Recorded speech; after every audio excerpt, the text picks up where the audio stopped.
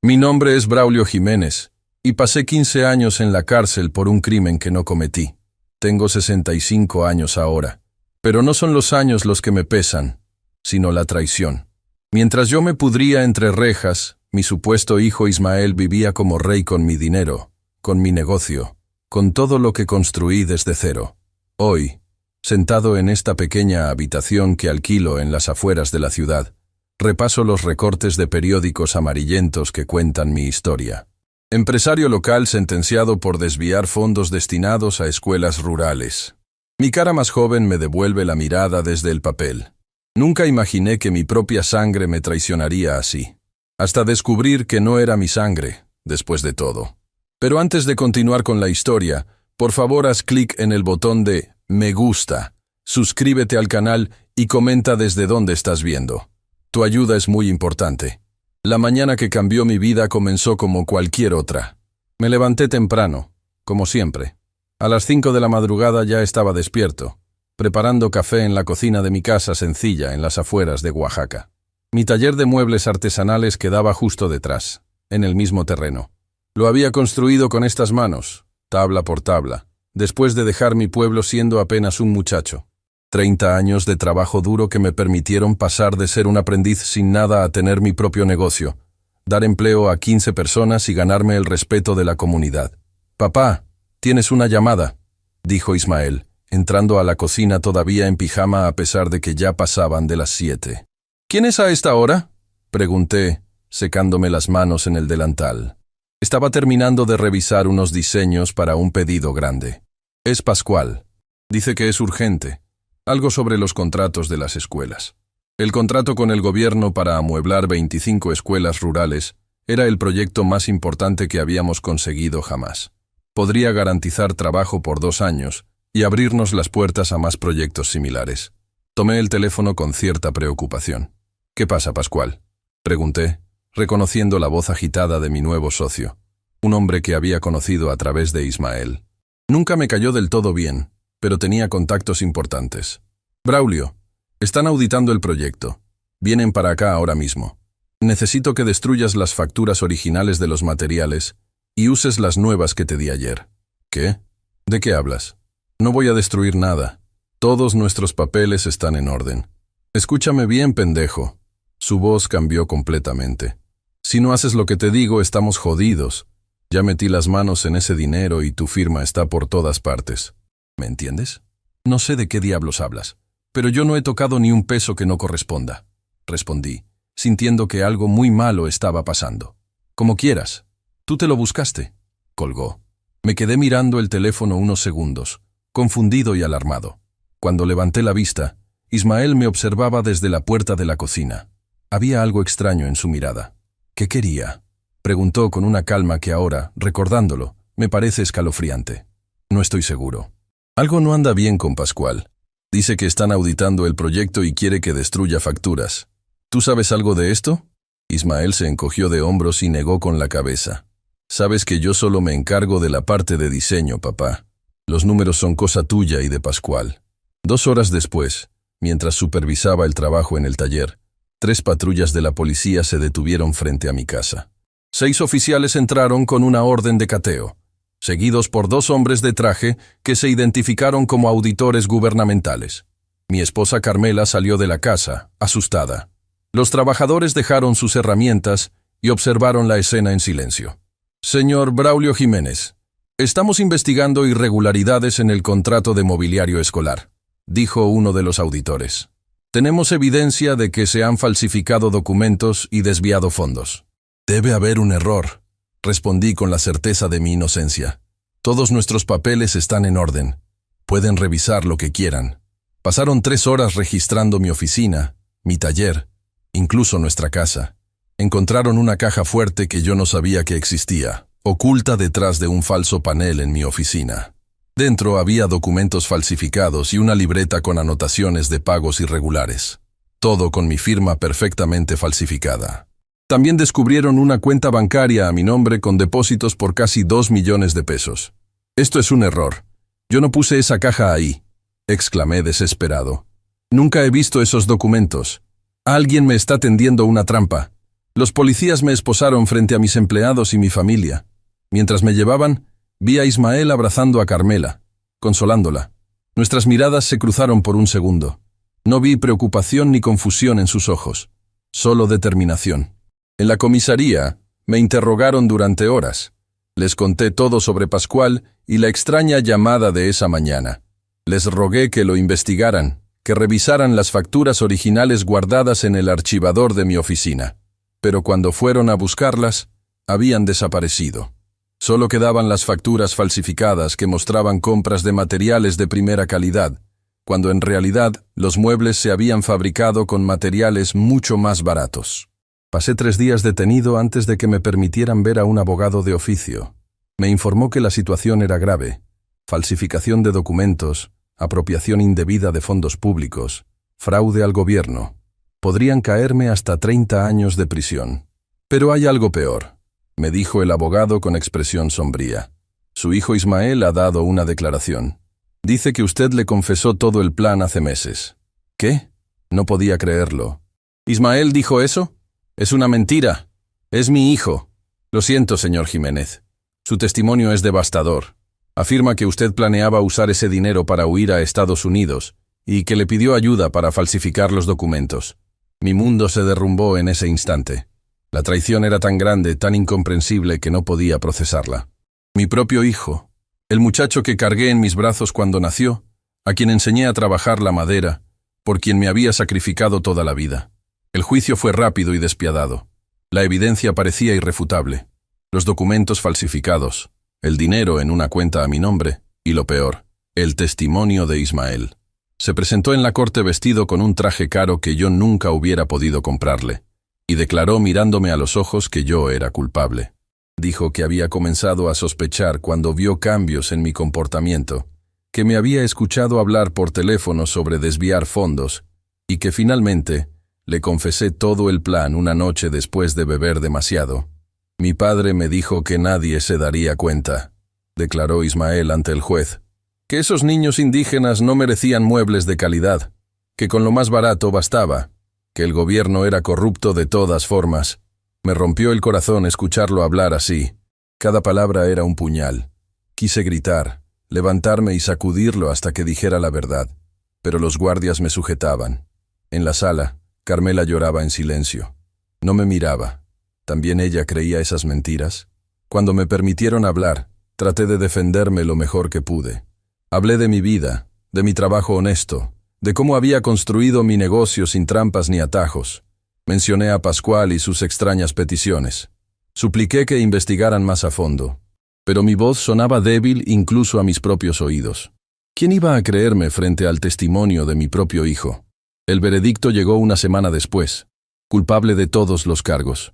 El juez, queriendo sentar un precedente en un país cansado de la corrupción, me sentenció a 20 años de prisión.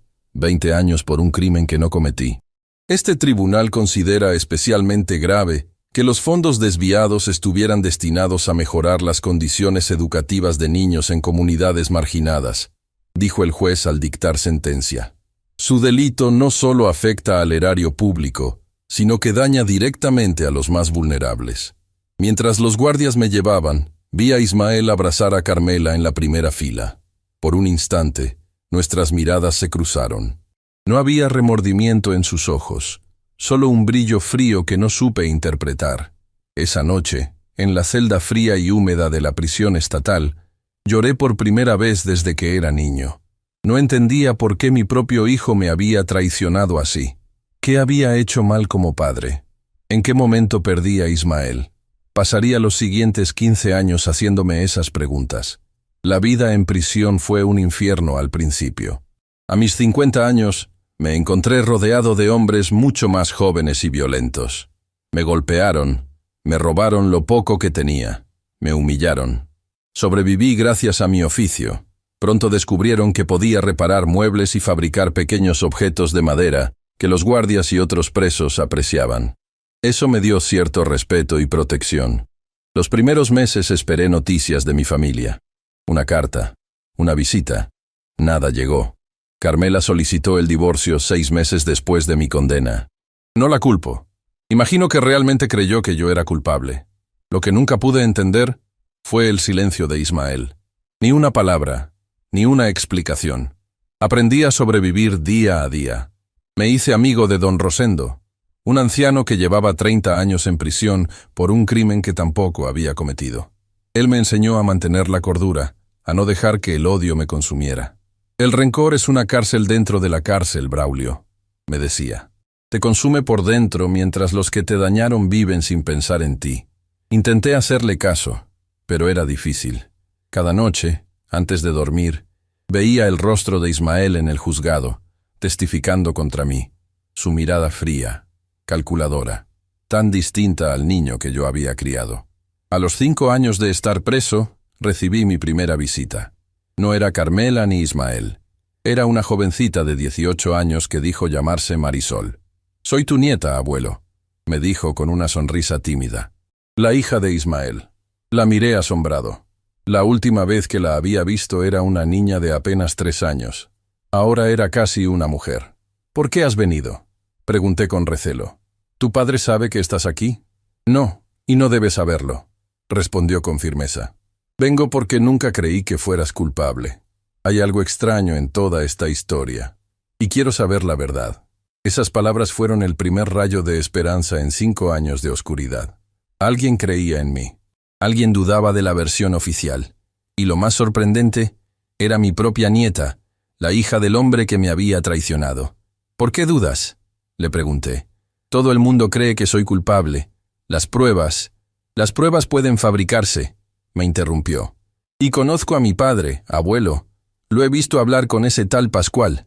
La forma en que manejan ahora tu negocio no es honesta». Marisol comenzó a visitarme regularmente, siempre en secreto. Me contaba cómo Ismael y Pascual habían expandido mi modesto taller hasta convertirlo en una fábrica grande. Ya no hacían muebles artesanales. Ahora importaban piezas baratas de China, las ensamblaban y las vendían como si fueran hechas a mano. Habían despedido a mis antiguos trabajadores y contratado a otros que aceptaban condiciones precarias. Cada detalle que me revelaba era como sal en la herida. No solo me habían arrebatado mi libertad y mi nombre, también habían destruido todo lo que había construido con tanto esfuerzo, los valores que intenté inculcar en mi negocio. «Estoy estudiando Derecho, abuelo», me dijo Marisol en una de sus visitas. «Cuando me gradúe, voy a reabrir tu caso. Voy a demostrar que eres inocente». Esas visitas me devolvieron las ganas de vivir. Por Marisol decidí portarme bien, participar en todos los programas de rehabilitación, trabajar en el taller de la prisión, cualquier cosa que pudiera reducir mi condena. Necesitaba salir para ayudarla a descubrir la verdad. Y finalmente, después de 15 años, llegó el día de mi libertad condicional por buen comportamiento. Salí de la prisión con 65 años, el cabello completamente blanco y la piel curtida como cuero viejo. Me sentía como un extraño en un mundo que había seguido adelante sin mí. Marisol me esperaba en la puerta. Ya no era la jovencita de 18 años, sino una mujer de 28, toda una abogada. Me abrazó con lágrimas en los ojos. «Lo lograste, abuelo. Ahora empieza la verdadera lucha». Lo que no sabía en ese momento es que la verdad que descubriríamos sería mucho más dolorosa que los 15 años de prisión. Porque no solo me enteraría de cómo Ismael y Pascual planearon mi caída, sino también del secreto que Carmela había guardado durante 4 décadas. Ismael, el hombre que me traicionó, el que me robó 15 años de vida, nunca fue mi hijo. El día que salí de prisión, el mundo me pareció extraño y desconocido. Las calles eran diferentes, los edificios más altos. La gente caminaba mirando pequeñas pantallas en sus manos. 15 años pueden cambiar todo. Marisol me llevó a un pequeño departamento que había alquilado para mí en un barrio modesto de la ciudad. «No es gran cosa, abuelo, pero es un comienzo», dijo mientras abría la puerta. «Cuando recuperemos lo que es tuyo, podrás tener algo mejor». «Esto es un palacio comparado con mi celda», respondí, tratando de sonreír. El departamento tenía una habitación, un baño pequeño y una cocina-comedor. Las paredes estaban recién pintadas y había algunos muebles básicos. Sobre la mesa, un teléfono celular nuevo. «Te enseñaré a usarlo», dijo Marisol, notando mi mirada confundida. «Necesitarás estar comunicado». «¿Tu padre sabe que estoy fuera?», pregunté mientras me sentaba en la única silla del comedor. Mis piernas ya no eran las de antes. Marisol negó con la cabeza. No se lo he dicho, pero seguramente ya lo sabe. Las noticias vuelan en esta ciudad, especialmente las malas para él. Esa primera noche de libertad no pude dormir. La cama era demasiado blanda después de 15 años en un catre duro, y el silencio me resultaba inquietante. Estaba acostumbrado al constante ruido de la prisión, los ronquidos, los gritos ocasionales, las puertas metálicas. Ahora solo escuchaba el zumbido distante de la ciudad. Al día siguiente, Marisol vino temprano. Traía una carpeta gruesa bajo el brazo y expresión determinada.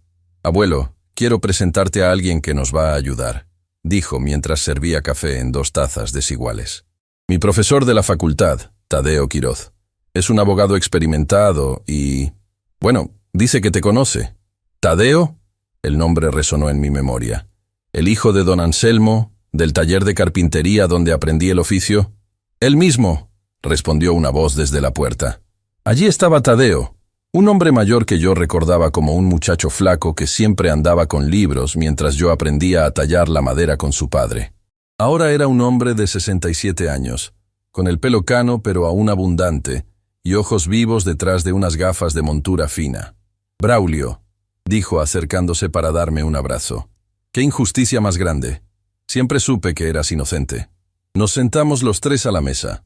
Marisol sirvió café para Tadeo mientras él abría la carpeta que había traído. «He estado revisando tu caso desde que Marisol me habló de él», explicó. «Hay muchas inconsistencias, pruebas circunstanciales aceptadas sin cuestionamiento, y el testimonio de tu hijo que, siendo sincero, resulta sospechosamente perfecto. No fue un juicio justo», intervino Marisol.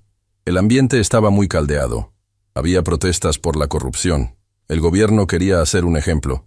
Y yo fui el chivo expiatorio perfecto», completé. «Un hombre común, sin conexiones políticas, acusado de robar dinero para escuelas pobres». Tadeo asintió mientras sacaba algunos documentos de la carpeta. «Exacto. Pero hay buenas noticias, Braulio. El teniente Evaristo Medina ha aceptado reunirse con nosotros. Fue el oficial que investigó tu caso originalmente, aunque entonces era solo un novato. Siempre tuvo dudas sobre tu culpabilidad. ¿Por qué no dijo nada entonces?», pregunté con amargura. Era joven, estaba presionado por sus superiores, pero ahora está a punto de jubilarse y quiere dejar su conciencia tranquila. «Nos veremos con él mañana». Después de que Tadeo se marchara, Marisol se quedó un rato más. Había algo que quería preguntarle desde hacía tiempo, pero no me atrevía. «Tu abuela, Carmela, ¿ella está bien?». Finalmente me animé. La expresión de Marisol se ensombreció. «No lo sé, abuelo. Hace 5 años que no la veo. Se fue a vivir a Monterrey con su hermana después de separarse de mi padre». «¿Se separaron?». «Eso no me lo esperaba». «¿Por qué?». «Discutían mucho. Mi padre se volvió diferente después de tomar control del negocio. Bebía demasiado. Trataba mal a la abuela. Una noche la cosa se puso fea y ella simplemente se fue. Nunca regresó. Me quedé en silencio, procesando la información. ¿Así que Ismael había perdido a su madre también? Parte de mí quería sentir satisfacción, pero no pude. Solo sentí una profunda tristeza por todo lo que habíamos perdido. Al día siguiente, Tadeo nos recogió en su coche para ir a ver al teniente Medina. Nos encontramos en una cafetería tranquila en las afueras de la ciudad. Medina era un hombre de unos 50 años, con el pelo entrecano y una cicatriz pequeña sobre la ceja izquierda. Sus ojos me estudiaron con intensidad cuando me senté frente a él. «Señor Jiménez», dijo extendiendo su mano, «he pensado en usted muchas veces durante estos años. ¿Por qué decidió ayudarnos ahora?», pregunté mientras estrechaba su mano. «Porque nunca estuve convencido de su culpabilidad. Había demasiadas cosas que no encajaban, pero yo era solo un policía novato siguiendo órdenes. Ahora, a punto de jubilarme, quiero hacer las cosas bien». «¿Qué cosas no encajaban?», preguntó Marisol, sacando una pequeña grabadora con el permiso de Medina. «La caja fuerte, para empezar», respondió el teniente. Estaba muy bien escondida. Un trabajo profesional. No parecía el tipo de cosa que instalaría un carpintero honesto. Además, el dinero, 2 millones de pesos exactos. Demasiado redondo, demasiado perfecto. «¿Y los documentos falsificados?», intervino Tadeo. Las facturas falsas eran convincentes, pero cuando las comparé con facturas anteriores de su negocio, noté pequeñas diferencias en el formato. Alguien las había recreado basándose en sus facturas originales. Alguien que tenía acceso a ellas. Ismael, murmuré. Él tenía acceso a todo. Medina asintió lentamente. Siempre sospeché de él y de Pascual Treviño. Cuando intenté investigarlos más a fondo, me apartaron del caso. Me asignaron a patrullas en otro distrito. Un mensaje bastante claro. ¿Tiene alguna prueba que podamos usar ahora?, preguntó Tadeo. Nada concreto, pero tengo nombres. Proveedores que podrían testificar sobre los materiales realmente usados. Exempleados que fueron despedidos después de que usted fuera arrestado. Una secretaria del Departamento de Educación que manejaba los pagos y que también fue despedida misteriosamente. Medina nos dio una lista con nombres y las últimas direcciones que conocía. Era un comienzo. «Hay algo más», dijo el teniente mientras pagaba la cuenta. Uno de los auditores que participó en su caso, Germán Soto, murió en un accidente de coche 2 meses después. Siempre me pareció sospechoso. Nos despedimos de Medina con la promesa de mantenernos en contacto. De regreso a mi departamento, sentía una mezcla de esperanza y temor. Por primera vez en 15 años, existía la posibilidad de limpiar mi nombre. Pero también sabía que estábamos enfrentándonos a personas poderosas. Durante las siguientes semanas, Marisol y Tadeo trabajaron incansablemente, contactando a las personas de la lista de Medina. Yo quería ayudar, pero mi rostro era demasiado conocido. Si Ismael y Pascual se enteraban de nuestra investigación, podrían obstaculizarla. Un día, Marisol llegó especialmente emocionada. «Abuelo, encontramos a doña Lupita», exclamó apenas entró al departamento.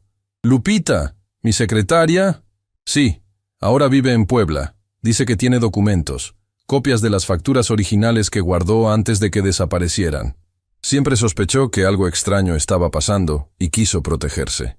Esa misma tarde, Tadeo condujo a Puebla para reunirse con Lupita. Regresó al día siguiente con un sobre amarillo. «Son copias, pero están certificadas por notario», explicó mientras extendía los documentos sobre la mesa. Lupita era más astuta de lo que pensaban. Cuando notó comportamientos extraños en Ismael y Pascual, empezó a hacer copias de todo y las certificó. Luego las escondió en casa de su hermana. Las facturas originales demostraban claramente que los materiales comprados correspondían con lo facturado al gobierno. No había fraude por mi parte. «Esto es bueno», dijo Tadeo, «pero no suficiente. Necesitamos demostrar quién falsificó los documentos y plantó la evidencia». Marisol asintió, pensativa. «Necesitamos más. Alguien que haya visto a Ismael o Pascual manipulando los documentos o instalando la caja fuerte». La oportunidad llegó de manera inesperada. Una tarde, mientras veía la televisión en mi pequeño departamento, sonó el timbre. Al abrir, me encontré cara a cara con mi pasado. «Braulio», dijo Carmela con la voz quebrada. «Necesito hablar contigo». Habían pasado más de 15 años desde la última vez que la vi. El tiempo había dejado su marca, el cabello completamente blanco, arrugas profundas alrededor de los ojos y la boca. Pero seguían siendo los mismos ojos oscuros que me enamoraron cuando éramos jóvenes. «Pasa», dije haciéndome a un lado. Se sentó en el sofá, nerviosa, mirando alrededor como evaluando mi situación. «Me enteré que estabas libre por una vecina de mi hermana», comenzó. «Al principio no lo creía, pero luego vi tu foto en el periódico, un artículo pequeño sobre exconvictos reintegrados». «¿A qué has venido, Carmela?», pregunté, manteniéndome de pie. «A decirte que lo siento», respondió, y las lágrimas comenzaron a brotar. «Debí creer en ti. Debí saber que nunca harías algo así. Pero Ismael, él me convenció. Dijo que tenía pruebas, que te había escuchado.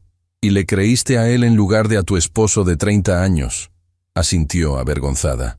«No solo eso. Dejé que se quedara con todo. La casa, el negocio, todo lo que construimos juntos». Se limpió las lágrimas con un pañuelo arrugado que sacó de su bolso. «Pero no es solo para disculparme que he venido. Hay algo que debes saber, Braulio. Algo que debí decirte hace muchos años». Su voz temblaba. Fuera lo que fuera, le costaba decirlo. «Ismael». Hizo una pausa, reuniendo valor. Ismael no es tu hijo biológico. El mundo se detuvo por un instante. Las palabras flotaban en el aire como algo físico, golpeándome con una fuerza que me dejó sin aliento. ¿Qué estás diciendo? Logré articular.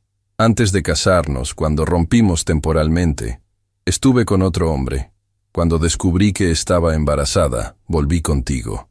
Siempre creí que era tuyo, pero años después, cuando Ismael tenía 15, me encontré con ese hombre. La semejanza era innegable. ¿Quién? La pregunta salió como un gruñido. ¿Quién es su padre? Augusto Treviño, respondió en un susurro. ¿Treviño? El apellido resonó en mi cabeza. ¿El padre de Pascual? Carmela asintió, incapaz de mirarme a los ojos. Augusto y yo, fue solo una vez. Él ya estaba casado. Yo estaba dolida por nuestra separación. Cuando volví contigo, convencida de que el bebé era tuyo, Augusto nunca supo del embarazo. Años después, cuando Ismael ya era adolescente, Augusto vino al taller buscándote para un trabajo. Vio a Ismael y creo que sospechó algo. Me buscó después, me confrontó. No pude negarlo. ¿Le dijiste a Ismael? Pregunté, tratando de asimilar lo que estaba escuchando. No directamente, pero creo que lo descubrió. Una noche escuché a Augusto discutiendo con su hijo Pascual. Mencionaban a Ismael, decían que era sangre Treviño. Poco después, Ismael empezó a juntarse con Pascual. Se hicieron muy cercanos. La verdad se revelaba ante mí como piezas de un rompecabezas. Ismael y Pascual no eran solo socios, eran medio hermanos. Habían conspirado juntos para quitarme del medio y quedarse con mi negocio. ¿Por qué me lo cuentas ahora?, pregunté. Porque Ismael ha ido demasiado lejos, respondió Carmela. Lo que te hizo, lo que nos hizo a todos. Y ahora está haciendo lo mismo con Pascual. Los escuché discutir. Ismael está planeando quitarle su parte del negocio. Se levantó, sacó un sobre de su bolso y lo puso sobre la mesa. Son cartas que Augusto le escribió a Ismael.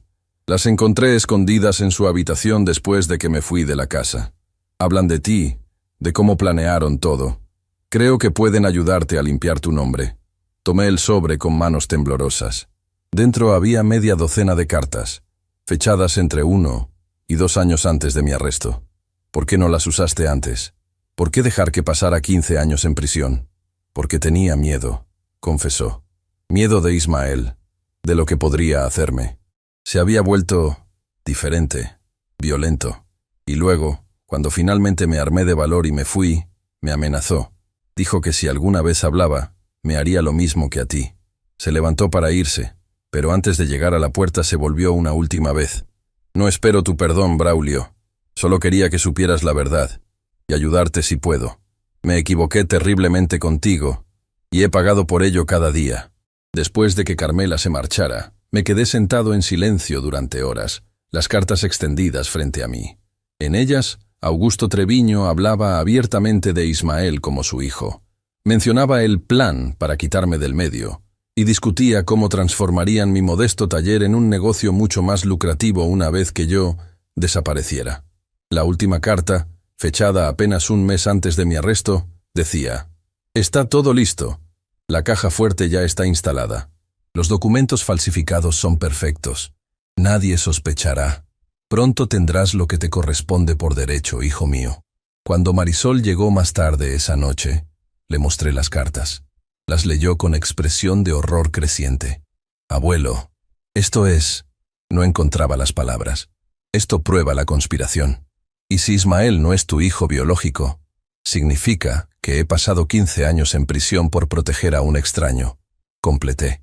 «Alguien que nunca fue mi sangre». Tadeo vino al día siguiente. Revisó las cartas meticulosamente, verificando su autenticidad. «Con esto, las facturas de Lupita y los testimonios que hemos reunido, tenemos un caso sólido», dijo finalmente. «Podemos solicitar la reapertura del caso y una investigación completa de Ismael y Pascual». «¿Cuánto tiempo tomará?», pregunté. «El sistema es lento, Braulio. Podrían ser meses, incluso un año». «No tengo un año», repliqué con determinación. «Ya he perdido demasiado tiempo. Necesitamos acelerar esto». Marisol, que había estado pensativa, habló entonces. «Creo que sé cómo hacerlo, pero necesitaremos la ayuda del teniente Medina». El plan de Marisol era arriesgado pero ingenioso. Nos reunimos con el teniente Medina en mi pequeño departamento para discutirlo. La idea era simple en teoría. Necesitábamos que Ismael o Pascual confesaran su crimen, preferiblemente grabados. Es la forma más rápida de reabrir el caso, explicó Marisol. Con una confesión, los jueces no pueden ignorarnos. ¿Y cómo planeas conseguir esa confesión?, preguntó Tadeo, escéptico. Dudo que alguno de ellos te invite a tomar café para admitir que enviaron a un hombre inocente a prisión. Marisol sonrió, con ese brillo determinado en los ojos que me recordaba tanto a mí mismo cuando era joven. No vendrán a mí, yo iré a ellos, respondió, como la hija preocupada que quiere reconectar con su padre. Es muy peligroso, intervine. Si Ismael sospecha algo, no sospechará, aseguró Marisol. Llevo años manteniendo una relación distante pero cordial con él precisamente para este momento. Cree que no sé nada sobre lo que te hizo, que simplemente te visité en prisión por curiosidad o rebeldía juvenil. El teniente Medina, que había estado escuchando en silencio, finalmente habló. La idea tiene mérito, pero necesitamos un plan más concreto. No puedes simplemente preguntarle si inculpó a tu abuelo. Por supuesto que no, concordó Marisol. La estrategia es acercarme primero a Pascual. Él es el eslabón más débil. Según lo que me contó la abuela Carmela, Ismael está planeando traicionarlo. Si le hago creer que quiero ayudarlo a protegerse de mi padre, podría soltar información valiosa. Discutimos los detalles durante horas. Tadeo insistía en los riesgos legales, Medina en los peligros físicos, yo en no exponer a mi nieta. Pero Marisol tenía respuestas para todo. Había pensado en cada ángulo, cada posible complicación. Usaré esto, dijo mostrando un pequeño dispositivo que parecía un botón. Es una microcámara con grabadora. La pondré en mi blusa o chaqueta. Registrará todo. ¿Dónde conseguiste eso?, preguntó Medina sorprendido. Internet, respondió simplemente. Se puede comprar cualquier cosa hoy en día, teniente. Finalmente, a regañadientes, accedimos. El plan comenzaría al día siguiente. Marisol contactaría a Pascual para almorzar, fingiendo querer discutir asuntos del negocio familiar. Mientras tanto, Tadeo prepararía todos los documentos legales necesarios para cuando tuviéramos la confesión. Esa noche, apenas pude dormir. Me atormentaba la idea de Marisol enfrentándose a esos hombres que habían sido capaces de destruir mi vida sin remordimiento. ¿Qué pasaría si descubrían sus intenciones? ¿Hasta dónde llegarían para protegerse? La culpa me carcomía. Quizás debería ser yo quien tomara los riesgos, no mi nieta. Por la mañana, cuando Marisol vino a recoger la microcámara que Medina le había conseguido, más confiable que la comprada por internet, intenté disuadirla una última vez. Déjame hacerlo a mí, le pedí. Ya he perdido 15 años. No tengo tanto que perder como tú. Precisamente por eso debe ser yo, abuelo, respondió con firmeza. Nadie sospecharía de mí. A ti te reconocerían de inmediato y estarían a la defensiva. Además, soy abogada. Sé cómo hacer las preguntas correctas sin levantar sospechas. No pude rebatir su lógica. Con el corazón encogido, la vi partir hacia su encuentro con Pascual en un restaurante del centro. El teniente Medina esperaría en un café cercano, listo para intervenir si surgían problemas. Las 3 horas siguientes fueron las más largas desde mi primer día en prisión. Tadeo se quedó conmigo, tratando de distraerme con historias de casos anteriores, pero apenas podía prestarle atención. Finalmente, cuando sonó mi teléfono celular, casi lo dejo caer por la ansiedad. «Todo bien, abuelo». La voz de Marisol sonaba tranquila. «Vamos para allá». Media hora después, Marisol y Medina entraban a mi departamento. Mi nieta parecía cansada pero satisfecha. «Lo tenemos», dijo, extrayendo una pequeña tarjeta de memoria de la cámara oculta. No una confesión completa, pero suficientes indirectas para reabrir el caso. Y algo más. Pascual está asustado. Cree que Ismael planea incriminarlo en un nuevo fraude. Conectamos la tarjeta al ordenador portátil de Tadeo y vimos la grabación. Marisol había manejado la conversación magistralmente, comenzando con preguntas inocentes sobre el negocio, expresando admiración por cómo lo habían expandido, hasta llegar gradualmente al tema de su preocupación por los métodos de su padre. «Me preocupa que esté repitiendo viejos patrones», le dijo a Pascual en la grabación. «Ya sabes, como lo que pasó con mi abuelo». La reacción de Pascual fue reveladora. Se tensó visiblemente y miró alrededor para asegurarse de que nadie estaba escuchando. Eso fue una situación diferente, respondió evasivamente. Tu abuelo cometió errores. ¿De verdad?, insistió Marisol. A veces me pregunto si realmente fue él o si alguien más estuvo involucrado. La cámara captó perfectamente el sudor que comenzó a perlar la frente de Pascual. Mira, Marisol, hay cosas del pasado que es mejor no remover, dijo finalmente. Lo hecho está. Lo importante es el futuro, y ahí es donde deberías estar preocupada por tu padre. ¿A qué te refieres? Ismael ha estado tomando decisiones cuestionables, moviendo dinero, alterando contratos, igual que la vez anterior. Solo que ahora no tiene a quién culpar. Aunque no era una confesión directa, las implicaciones eran claras. Pascual estaba admitiendo indirectamente que Ismael había falsificado documentos en el pasado. ¿Crees que podría hacer algo similar contigo?, preguntó Marisol, fingiendo preocupación. La respuesta de Pascual fue aún más reveladora. Ya lo está haciendo. La semana pasada descubrí que ha estado falsificando mi firma en documentos corporativos, preparando el terreno para acusarme de fraude fiscal. Igual que se detuvo abruptamente, igual que otras veces, como con mi abuelo, completó Marisol. Pascual no lo negó, solo bajó la mirada hacia su plato. Tu padre aprendió de los mejores, murmuró finalmente. El resto de la conversación siguió por líneas similares, con Pascual dando más detalles sobre cómo Ismael estaba preparándose para traicionarlo. En ningún momento confesó explícitamente haber participado en mi inculpación, pero las insinuaciones eran lo suficientemente claras. No es una confesión completa, comentó Tadeo cuando terminamos de ver la grabación, pero es un comienzo. Combinado con las cartas de Augusto Treviño y los otros documentos que tenemos, debería ser suficiente para que la Fiscalía reabra el caso. El problema, intervino Medina, es que Pascual ahora estará alerta. Si se entera de que hay una investigación, podría desaparecer o destruir evidencia. Por eso necesitamos actuar rápido, dijo Marisol. Y hay algo más que no les he contado. Le dejé entender a Pascual que estoy de su lado contra Ismael. Me pidió que buscara ciertos documentos en la oficina de mi padre. ¿Y vas a hacerlo?, pregunté alarmado. Por supuesto, respondió con una sonrisa astuta. Es la oportunidad perfecta para buscar más pruebas contra ambos. Es demasiado peligroso, insistí. No iré sola, me tranquilizó. El teniente Medina me acompañará, fingiendo ser un investigador privado que contraté. Técnicamente ya no soy policía en servicio activo, explicó Medina. Estoy de licencia previa a mi jubilación. No tendré autoridad oficial, pero puedo proteger a Marisol. El plan se puso en marcha al día siguiente. Marisol concertó una cita con Pascual en la oficina principal de la empresa, ahora llamada Muebles Treviño Jiménez. Medina la acompañaría como su asesor. Mientras tanto, Tadeo y yo esperaríamos en su despacho, listos para recibir cualquier documento o información que pudieran obtener. La espera fue agonizante. Cada minuto se sentía como una hora. Tadeo intentaba mantenerme calmado, pero él mismo estaba nervioso, revisando su teléfono constantemente. No debimos permitir esto, murmuré, paseando por la habitación. Es demasiado arriesgado. Marisol es una mujer inteligente y fuerte.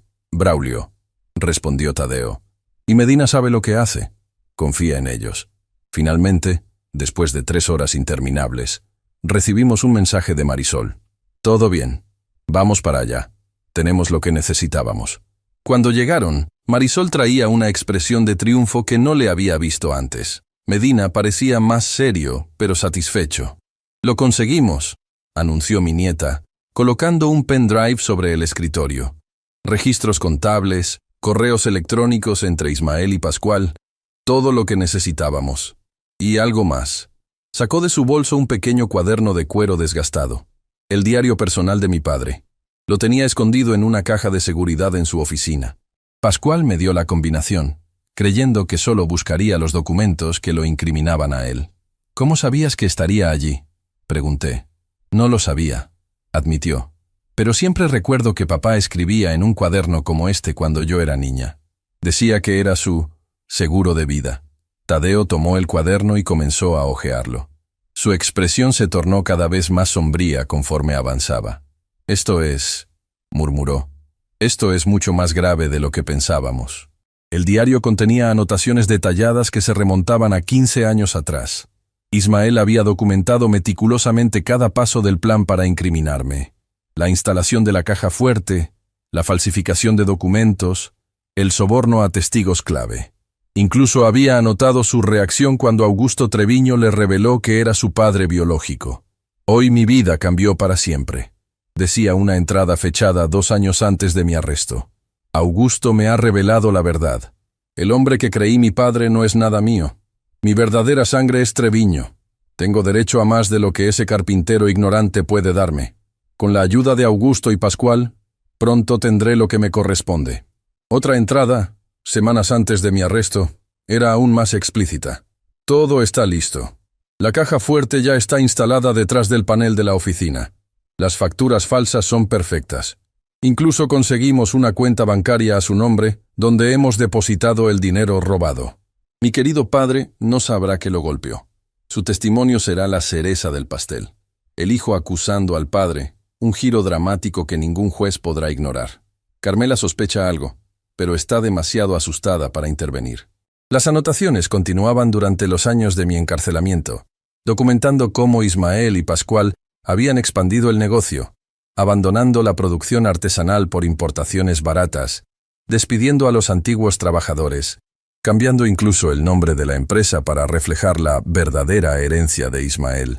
También había entradas sobre Marisol, mi nieta, expresando preocupación por sus visitas a la prisión. Marisol fue a ver al viejo de nuevo. Dice que es por curiosidad, pero no me fío. Siempre fue demasiado cercana a él.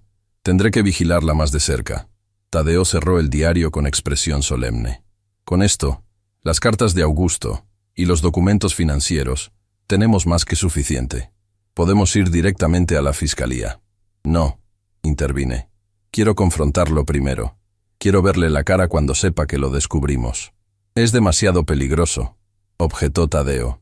No tiene que ser en persona, sugirió Medina.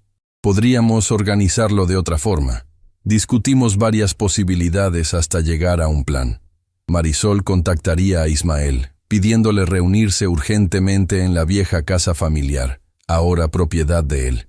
Le diría que había descubierto algo importante sobre Pascual y quería advertirle. Mientras tanto, Medina y un colega de confianza de la policía se esconderían en la casa antes de la reunión.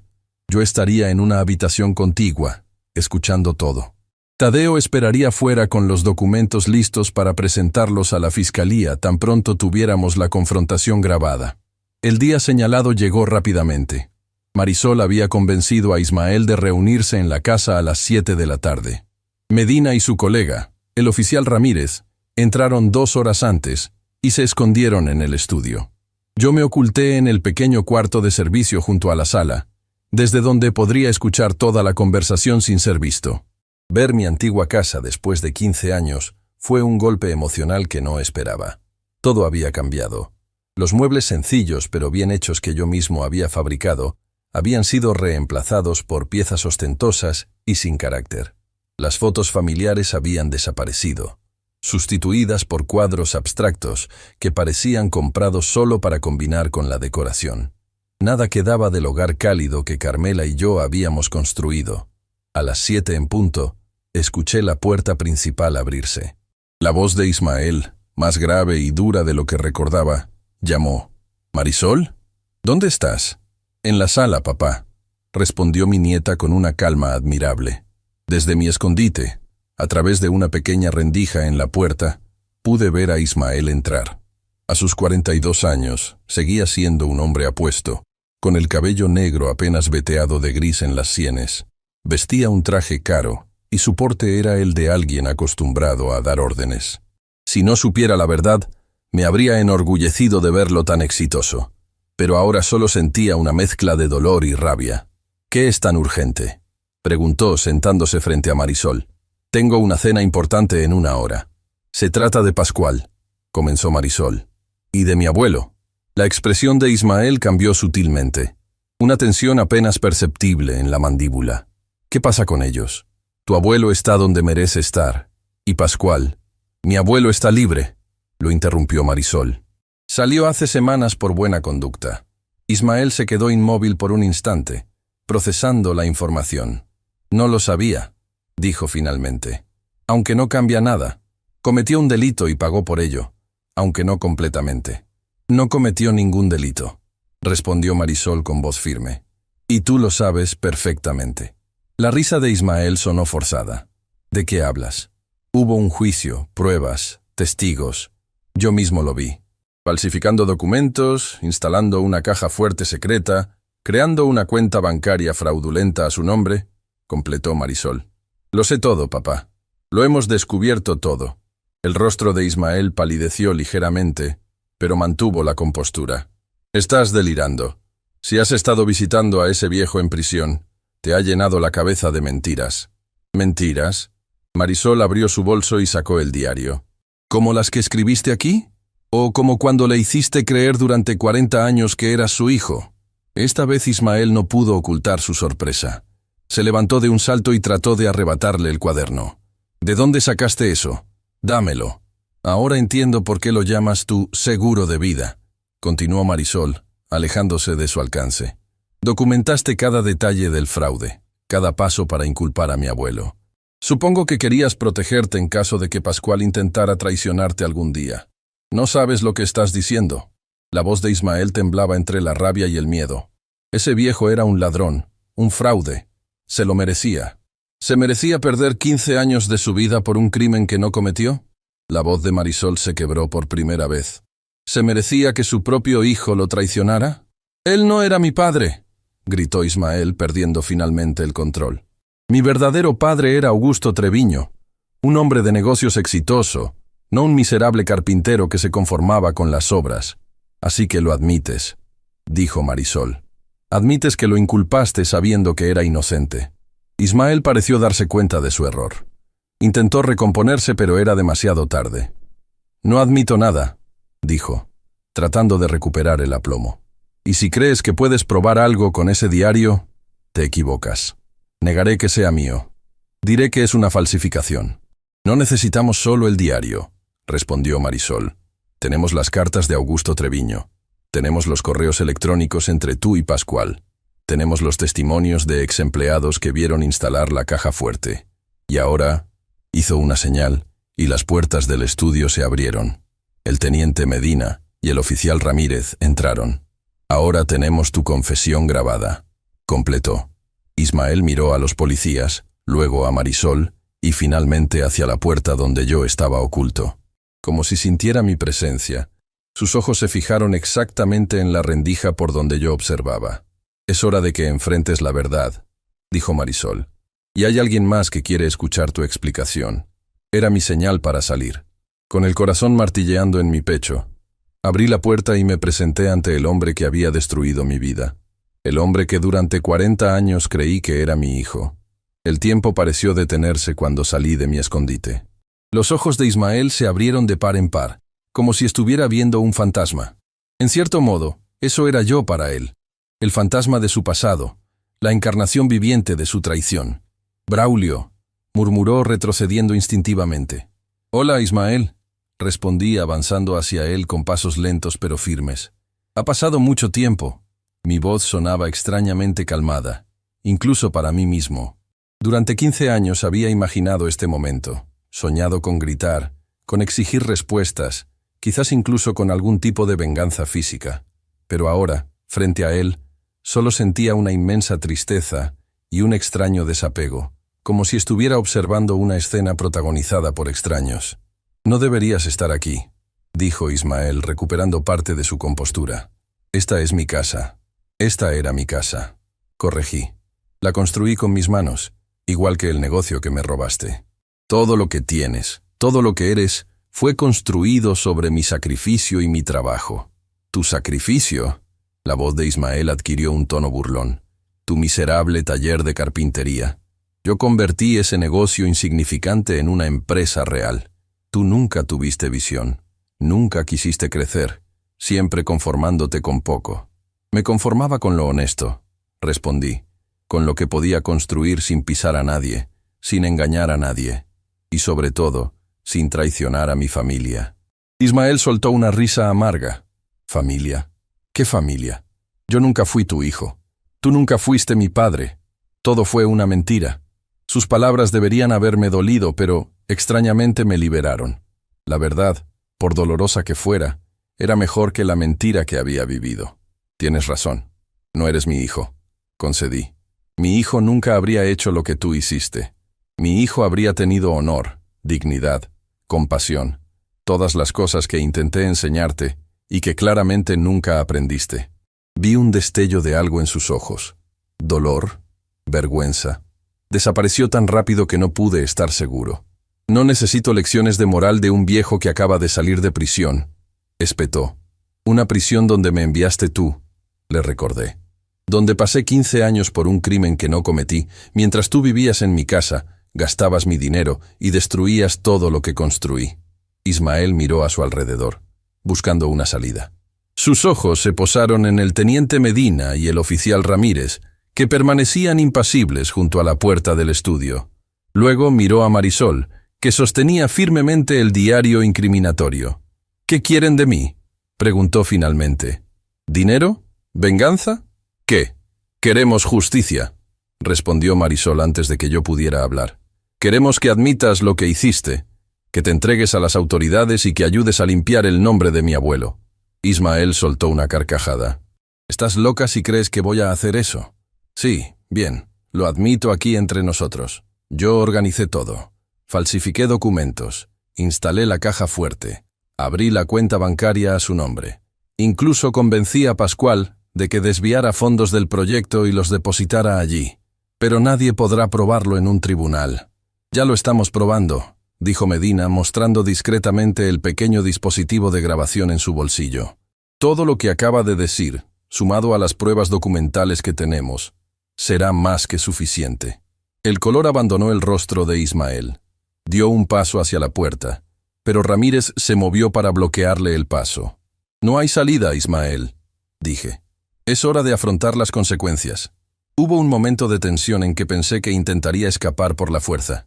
Vi sus manos cerrarse en puños, sus ojos calcular distancias, pero entonces algo inesperado ocurrió.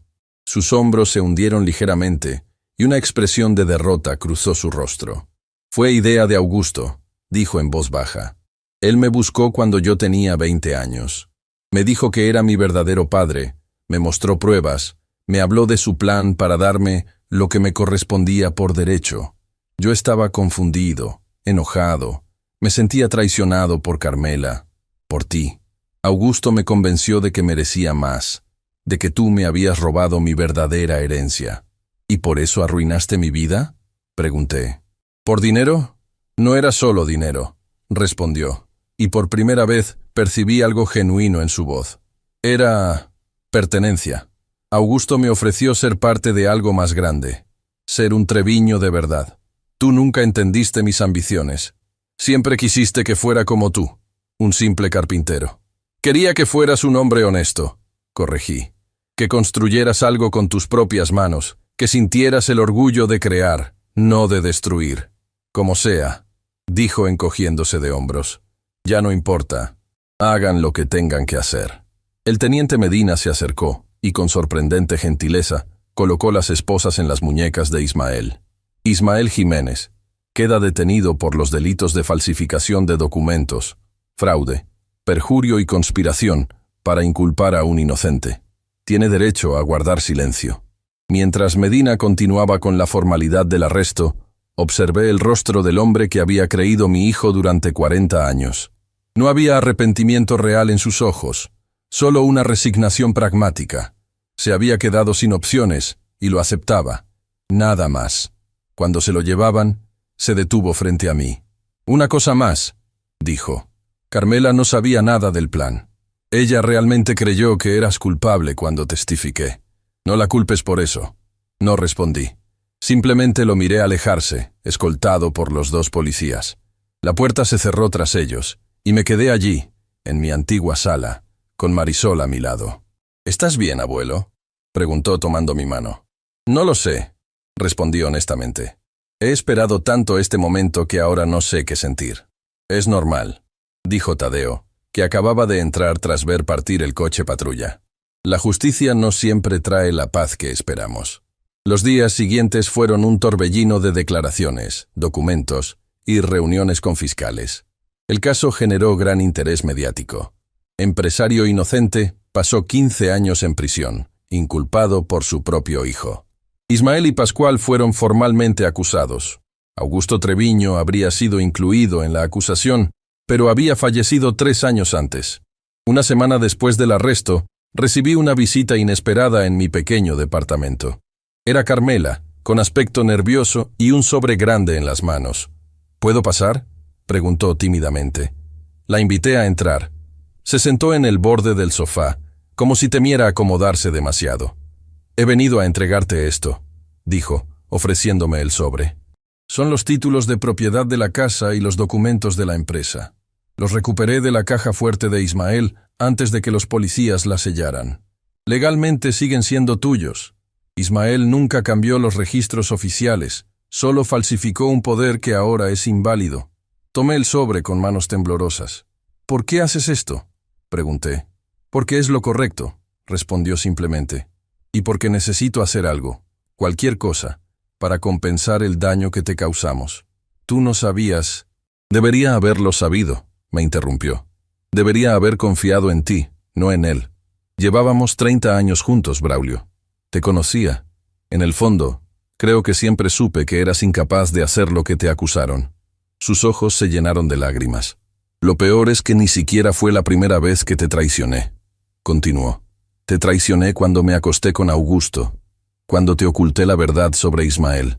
Toda nuestra vida juntos se construyó sobre esa mentira». No supe qué responder. Durante años había imaginado este momento, había ensayado palabras de reproche, de perdón, de reconciliación, pero ahora solo sentía un profundo cansancio. «El pasado es el pasado, Carmela», dije finalmente. «Ya no podemos cambiarlo. Solo podemos decidir qué hacer con lo que nos queda de vida». Se limpió las lágrimas con un pañuelo. «¿Podrás perdonarme algún día?». Miré a la mujer con la que había compartido la mayor parte de mi vida. Estaba envejecida, frágil, consumida por la culpa y el arrepentimiento. ¿Qué sentido tenía mantener el rencor? «Ya te he perdonado», respondí con sinceridad. «Pero necesito tiempo para sanar, para reconstruir mi vida». Asintió, comprendiendo. Se levantó para marcharse, pero antes de llegar a la puerta se detuvo. «Marisol es una mujer extraordinaria», dijo. «Tiene tu fortaleza, tu sentido de la justicia. Nunca dejó de creer en ti, ¿sabes? Incluso cuando era pequeña, siempre decía que su abuelo era inocente.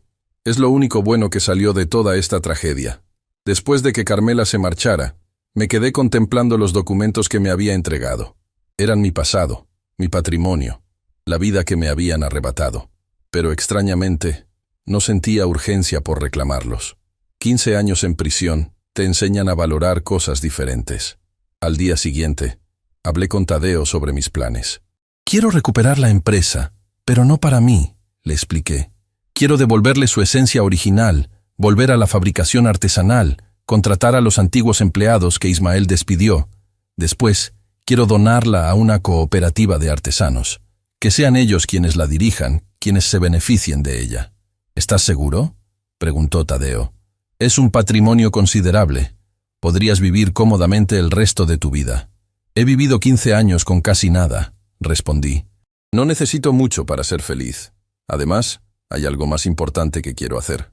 Le conté mi proyecto. Crear una fundación para ayudar a exconvictos inocentes a reintegrarse a la sociedad.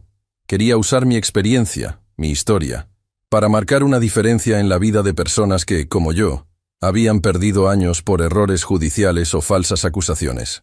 «Es un proyecto noble», dijo Tadeo, «y creo que puedo ayudarte a estructurarlo legalmente». El juicio de Ismael y Pascual fue rápido.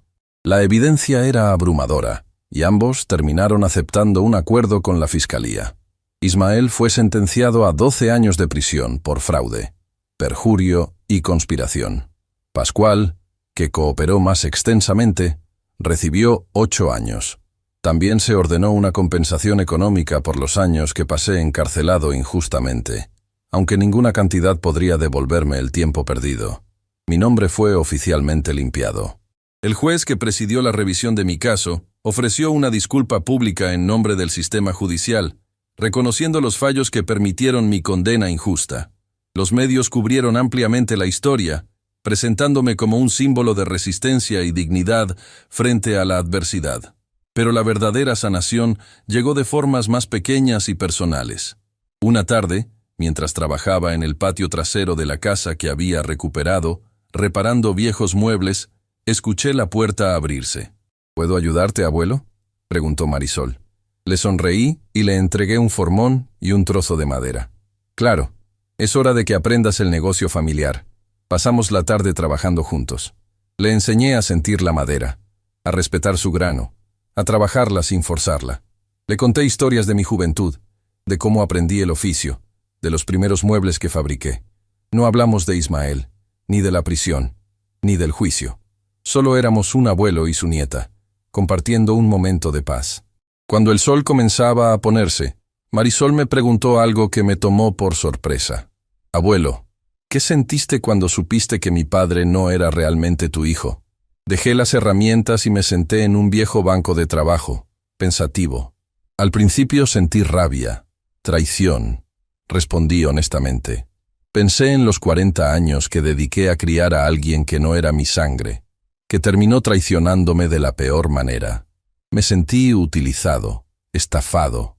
Marisol asintió, esperando que continuara. Pero luego me di cuenta de algo importante, proseguí. Durante esos 40 años, yo sí fui su padre, en todos los sentidos que importan. Lo cargué cuando era un bebé, le enseñé a caminar, a hablar, a trabajar la madera. Celebré sus logros, lo consolé en sus fracasos. El hecho de que no compartamos sangre no borra esos momentos, no los hace menos reales. Pero él te traicionó, dijo Marisol en voz baja. Sí, lo hizo, y eso es algo entre él y su conciencia. Yo elegí ser su padre, incluso sin saber la verdad biológica. Y esa elección, ese compromiso que asumí, dice más de mí que su traición dice de él.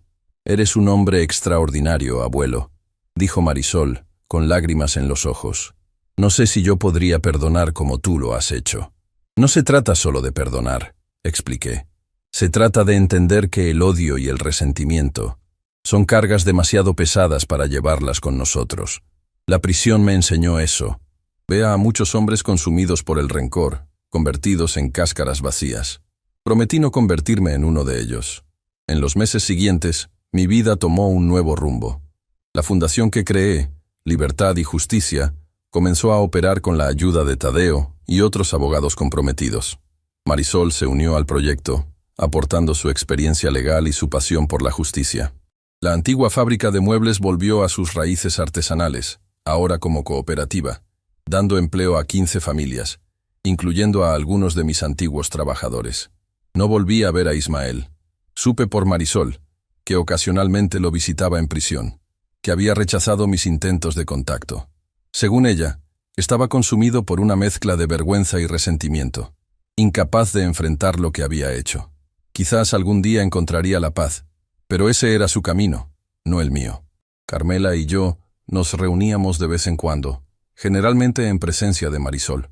Nunca recuperamos lo que tuvimos, pero logramos una especie de amistad tranquila, basada en nuestras experiencias compartidas y en el amor que ambos sentíamos por nuestra nieta.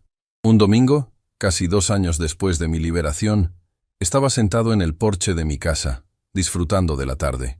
Marisol llegó con su novio, un joven médico que había conocido durante el juicio. Traían noticias. Estaban esperando un hijo.